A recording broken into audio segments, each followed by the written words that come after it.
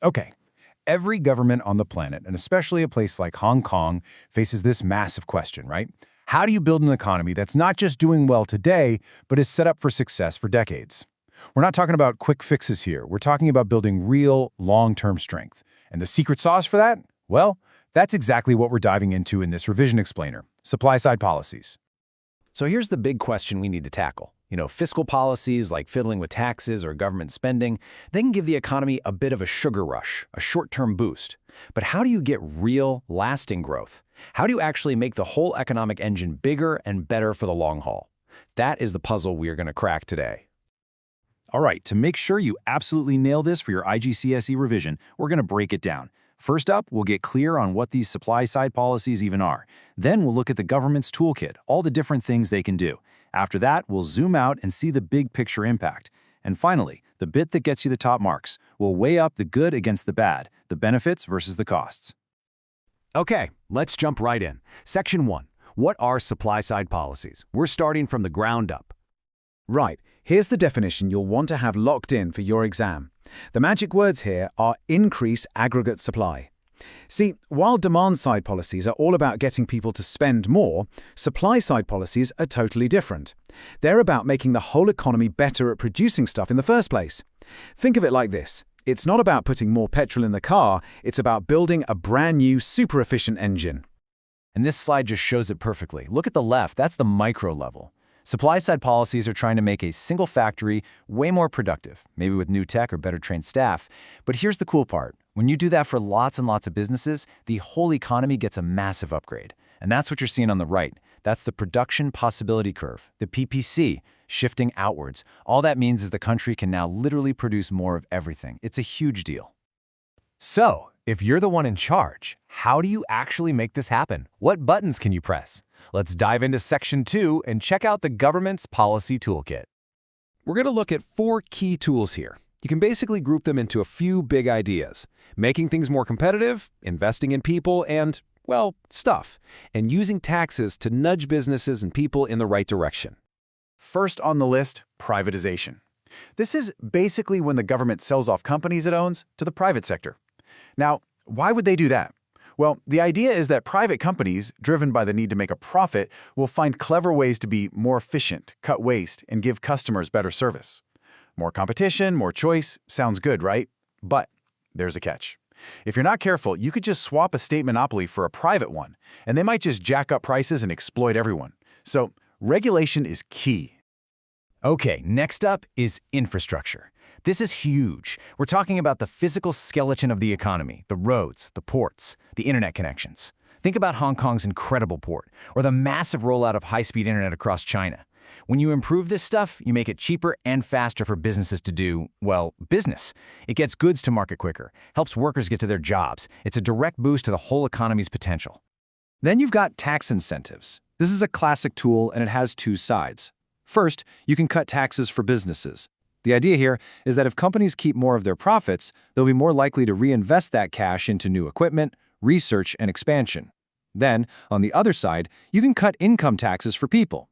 The theory, and it is a theory, is that if people get to keep more of the money they earn, they'll have more of an incentive to work harder, or maybe work longer hours. Now, let's bring this home to Hong Kong. This is a really interesting point for you guys. Hong Kong's taxes are already super low. So would cutting them even more really make a big difference? Probably not, right? So the real question, the kind of critical thinking that gets you top grades, is this. Where else should the government be putting its money for the biggest bang for its buck? Education? More infrastructure? Maybe investing in green tech? That's the debate. All right, so we've seen the tools in the toolkit. But what's the point? What are they actually trying to achieve? Let's get into Section 3 and look at the big picture impact on those macroeconomic goals you absolutely have to know for your exams. First and foremost, economic growth. But, and this is crucial, it's a special kind of growth. It's non-inflationary growth. Because supply-side policies expand what the economy is capable of producing, you can have more demand and more growth without sending prices through the roof. The economy can handle it. That's what we call sustainable, healthy expansion. What about unemployment? Well, these policies are especially powerful against something called structural unemployment. That's the really stubborn, long-term kind, where people are out of work because their skills just don't match the jobs that are available. It's a skills mismatch. So by investing in things like education and retraining programs, a government can help its workforce get the skills they need for the jobs of tomorrow. Super important in a fast-changing world. And inflation? We've touched on this, but let's lock it in. Supply-side policies are a double whammy against rising prices. First, they help businesses become more efficient, which lowers their costs. Lower costs mean less pressure to raise prices. Second, they boost competition, which forces firms to keep their prices low and lean to win customers. It's a great way to keep inflation in check. Now, for an international hub like Hong Kong, this next point is absolutely critical: competitiveness. Think about it. If your local companies are more efficient, their costs are lower. If your workforce is highly skilled, the quality of what you're selling, whether it's electronics or financial services, goes way up.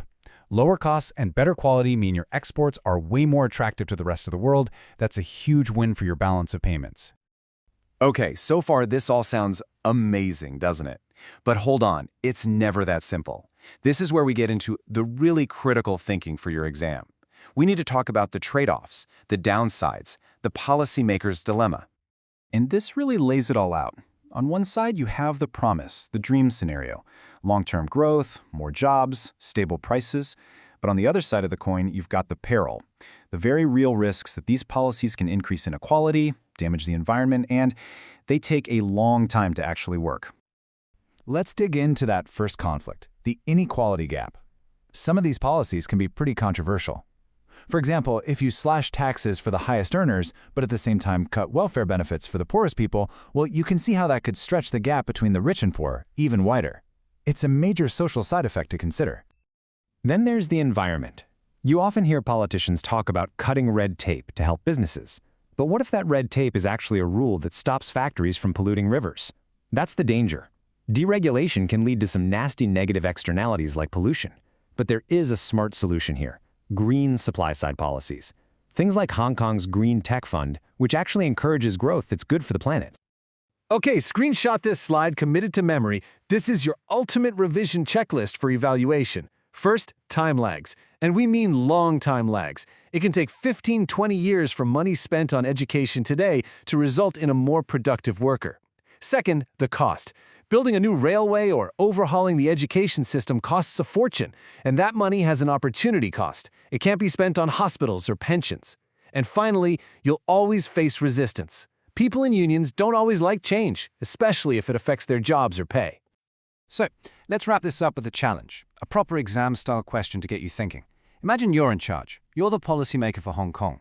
Looking at everything we've just discussed, the tools, the aims, the huge costs and risks, which one supply-side policy would you bet on to secure the future? And most importantly, how would you justify it to everyone, knowing all the potential downsides? That's the kind of question you need to be ready to answer.